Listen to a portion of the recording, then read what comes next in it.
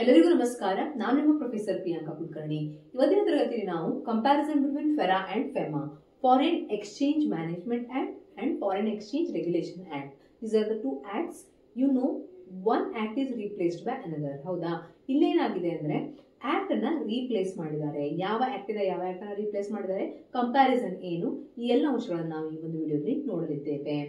ಈ ಒಂದು ವಿಡಿಯೋನ ಸ್ಟಾರ್ಟ್ ಮಾಡೋದಕ್ಕಿಂತ ಮೊದಲು ನಾನು ನಿಮಗೊಂದು ಇಂಪಾರ್ಟೆಂಟ್ ವಿಷಯವನ್ನ ಹೇಳಕ್ಕೆ ಇಷ್ಟಪಡ್ತೀನಿ. ಅದೇನಂದ್ರೆ, ನಮ್ಮ ಒಂದು ಕುಲಕರ್ಣಿ ಕಾಮರ್ಸ್ ಕ್ಲಾಸಸ್ಸಿನ ಆಪ್ ಲಾಂಚ್ ಆಗಿದೆ. ಜಟಾಯು ಕರಿಯರ್ ಅಕಾಡೆಮಿ ಅಂತ ಒಂದು ಹೆಸರಿನ ಆಪ್ ಅನ್ನು ನಾವು ಲಾಂಚ್ ಮಾಡಿದ್ದೇವೆ. ಆ ಒಂದು ಆಪ್ ಅಲ್ಲಿ ನಿಮಗೆ ನಮ್ಮ ಒಂದು ಯೂಟ್ಯೂಬ್ ಚಾನಲ್ ಅಲ್ಲಿ ಯಾವ ರೀತಿ ನೀವು ವಿಡಿಯೋಸ್ ಅನ್ನ ಕನ್ನಡ ಮತ್ತು ಇಂಗ್ಲಿಷ್ ವಿಡಿಯೋಸ್ ಅನ್ನ ನೋಡ್ತಿರೋ, ಅದೇ ರೀತಿ ಅಲ್ಲಿಯೂ ಕೂಡ ಕೆಸೆಟ್ ಮತ್ತೆ ನೆಟ್ ಎಕ್ಸಾಮ್ ರಿಲೇಟೆಡ್ ವಿಡಿಯೋಸ್ ಅನ್ನು ನೀವು ನೋಡಬಹುದು. ಸೊ ಆಪ್ ಅನ್ನು ನೀವು ಪ್ಲೇಸ್ಟೋರ್ ಇಂದ ಡೌನ್ಲೋಡ್ ಮಾಡ್ಕೊಳ್ಬಹುದು. ಆ ಒಂದು ಆಪ್ ಅಲ್ಲಿ ನಿಮಗೆ ನಮ್ಮ paid as well as free classes ಅನ್ನ ನಾವು ಒನ್ ಬೈ ಒನ್ ಅಪ್ಲೋಡ್ ಮಾಡ್ತಾ ಇದ್ದೇವೆ. ಸೊ ಅಲ್ಲಿ ನೀವು ಆ ವಿಡಿಯೋಸ್ ಅನ್ನ ನೋಡಬಹುದು. ಅದೇ ರೀತಿ ನಿಮಗೆ ನಮ್ಮ ಒಂದು ಪೇಡ್ ಕ್ಲಾಸಸ್ಗೆ ಜಾಯಿನ್ ಆಗೋದಕ್ಕೆ ಇಂಟ್ರೆಸ್ಟೆಡ್ ಆಗಿದ್ರೆ, ಇಲ್ಲಿ ಸ್ಕ್ರೀನ್ ಮೇಲೆ ನೋಡ್ತಾ ಇರುವಂತಹ ಒಂದು ವಾಟ್ಸಪ್ ನಂಬರಿಗೆ ನೀವು ಮೆಸೇಜ್ ಮಾಡಬಹುದು ಅಥವಾ ಕಾಲ್ ಮಾಡಬಹುದು. ಅಲ್ಲಿ ನಾವು ಆಲ್ರೆಡಿ ಎಕ್ಸ್ಕ್ಲೂಸಿವ್ಲಿ ಕಾಮರ್ಸ್ಗಾಗಿ ಒಂದು ಕೋರ್ಸ್ ಅನ್ನು ಲಾಂಚ್ ಮಾಡಿದ್ದೇವೆ. ಅದರಲ್ಲಿ ನಿಮಗೆ detail teaching, PDF notes and mock test ಕೂಡ ಅವೈಲೇಬಲ್ ಇರುತ್ತೆ. ಸೊ ಪ್ಲೀಸ್ ನಮ್ಮ ಆಪ್ ಅನ್ನು ಡೌನ್ಲೋಡ್ ಮಾಡ್ಕೊಳ್ಳಿ. ಅದೇ ರೀತಿ ಚಾನಲ್ನು ಕೂಡ ಶೇರ್ ಮಾಡಿ, ಸಬ್ಸ್ಕ್ರೈಬ್ ಮಾಡಿ, ಅದೇ ರೀತಿ ಬೆಲ್ ಐಕನ್ ಕೂಡ ಪ್ರೆಸ್ ಮಾಡಿ. ಇಲ್ಲಿ ನೋಡಿ, ಇವಾಗ comparison between FERA and FEMA ಅಂತ. Okay, FERA act 1973, FEMA 1999. ನಿಮಗೆ ಫುಲ್ ಫಾರ್ಮ್ ಅಂತೂ ಗೊತ್ತೇ ಇದೆ.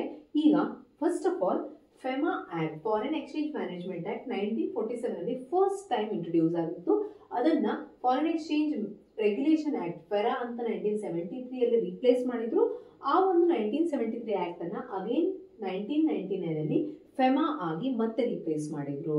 ಅಂದ್ರೆ ಏನು, first it was FEMA only 1947, FEMA ಅನ್ನ ಫೆರಾ ಆಗಿ ರೀಪ್ಲೇಸ್ ಮಾಡಿದ್ರು. ಓಕೆ, ಅದನ್ನ ಮತ್ತೆ ಫೆರಾ ಅನ್ನ 1999 ಅಲ್ಲಿ ಫೆಮಾ ಆಕ್ಟ್ ಇಂದ ರೀಪ್ಲೇಸ್ ಮಾಡ್ತಾರೆ.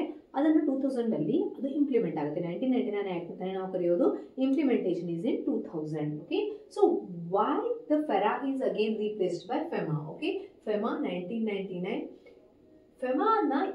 ಫೆರಾನ ರೀಪ್ಲೇಸ್ ಮಾಡಿ ಫೆಮಾ ಮತ್ತೆ ಇಂಟ್ರೊಡ್ಯೂಸ್ ಮಾಡೋದಕ್ಕೆ ಕಾರಣಗಳೇನು ಅನ್ನೋದು ನಿಮಗೆ ಈ ಕಂಪ್ಯಾರಿಸನ್ ಅಲ್ಲಿ ಅರ್ಥ ಆಗುತ್ತೆ. ನೋಡಿ, ಫಸ್ಟ್ ಒನ್, ಫೋಕಸ್.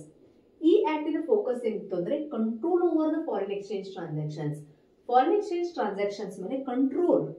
ಇಲ್ಲಿ ಏನ್ ಹೇಳ್ತಾ ಇದೀವಿ ನಾವು, liberalisation of foreign exchange management. ಇಲ್ಲಿ ನೋಡಿ, ಇಲ್ಲಿ ಕಂಟ್ರೋಲ್ ಇದೆ, ಇಲ್ಲಿ ಲಿಬರಲೈಸೇಷನ್ ಇದೆ. ಫೋಕಸ್ ಏನಿತ್ತು ಫೆರಾ ಅಲ್ಲಿ ಹೆಸರು ಹೇಳುವ ಹಾಗೆ control over the foreign exchange, regulation of control over the foreign exchange. Okay, ಇಲ್ಲಿ ಏನಿದೆ, liberalisation of foreign exchange management. Easy. Nature, ಇಲ್ಲಿ ಹೆಸರೇ ಹೇಳುವ ಹಾಗೆ ರಿಸ್ಟ್ರಿಕ್ಟಿವ್ ನೇಚರ್ ಫೆರಾ ಆಕ್ಟ್. ಇದು liberalisation and business friendly. Okay, then ಪೆನಲ್ಟೀಸ್.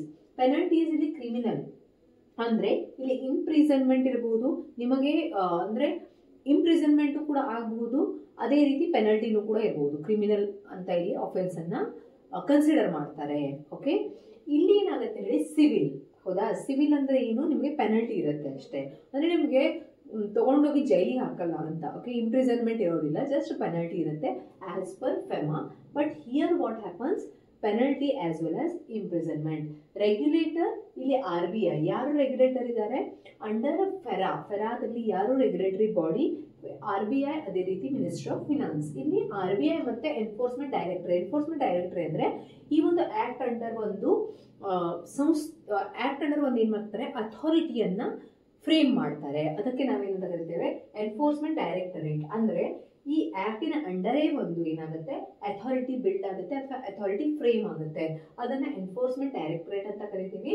ಅದೇ ರೀತಿ RBI ಮತ್ತೆ ಎನ್ಫೋರ್ಸ್ಮೆಂಟ್ ಡೈರೆಕ್ಟರೇಟ್ ಇರುತ್ತೆ. ಇಲ್ಲಿ ರೆಗ್ಯುಲೇಟರಿ ಅಥಾರಿಟಿ, ಇಲ್ಲಿ RBI and ministry of finance ಇರುತ್ತೆ. ಆಬ್ಜೆಕ್ಟಿವ್ ಏನು? What is the objective of FERA? Control, see, and regulation of foreign exchange. Okay, then here facilitates external trade payment. ಇಲ್ಲಿ ನಾವು facilitate, ನೋಡಿ, facilitate ಮತ್ತೆ control. What is the objective? Control and regulation of foreign exchange, and here facilitation of external trade and payments. Then applicability ಯಾರಿಗೆ applicable ಆಗುತ್ತೆ?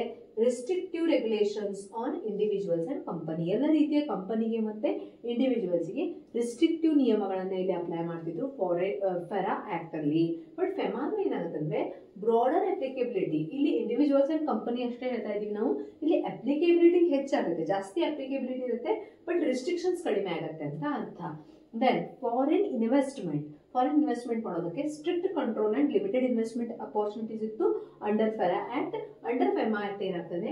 Encouragement of foreign investment. Okay, ಇಲ್ಲಿ ನಾವು encourage ಮಾಡ್ತಾ ಇದೀವಿ. Like this when you see the comparison ನೋಡಿದಾಗ ನಿಮ್ಗೆ ಗೊತ್ತಾಯ್ತು ಫೆರಾದಲ್ಲಿ ಇದ್ದಂತಹ ರಿಸ್ಟ್ರಿಕ್ಷನ್ಸ್ ಅನ್ನ ಕಡಿಮೆ ಮಾಡೋದಕ್ಕೋಸ್ಕರ, ಬಿಸ್ನೆಸ್ ಫ್ರೆಂಡ್ಲಿ ಮಾಡೋದಕ್ಕೋಸ್ಕರ ಫೆಮಾ ಅನ್ನ ಇಂಟ್ರೊಡ್ಯೂಸ್ ಮಾಡ್ತಾರೆ. ಸೊ 47 ಆಕ್ಟ್ 73 ಆಕ್ಟ್ ಇಂದ ರಿಪ್ಲೇಸ್ ಆಗುತ್ತೆ. 73 ಆಕ್ಟ್ ಫೆರಾ ಅಗೇನ್ ಫೆಮಾ ಆಗಿ 1999 ಫೆಮಾ ಆಕ್ಟ್ ಆಗಿ ರಿಪ್ಲೇಸ್ ಆಗುತ್ತೆ. ಅದನ್ನ 2000 ಅಲ್ಲಿ ಇಂಪ್ಲಿಮೆಂಟ್ ಮಾಡ್ತಾರೆ. Okay, thank you. ಮುಂದಿನ ತರಗತಿಯಲ್ಲಿ ಮತ್ತೆ ಭೇಟಿಯಾಗೋಣ.